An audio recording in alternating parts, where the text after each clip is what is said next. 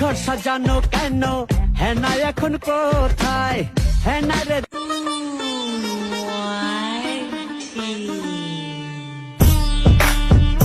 গড়ি ফষ্টি নষ্টি দেখতে নোনতা খেতে মিষ্টি अब की बरस है ये सावन जान न मेरी ले जाए अरे अब की बरस আরে সন্ন্যাসী হইয়া আমি পাংখার মতো ঘুরি, তুমি মিঠা কথায় আমার বুকে কারে দেখাবো মনের দুঃখ গো।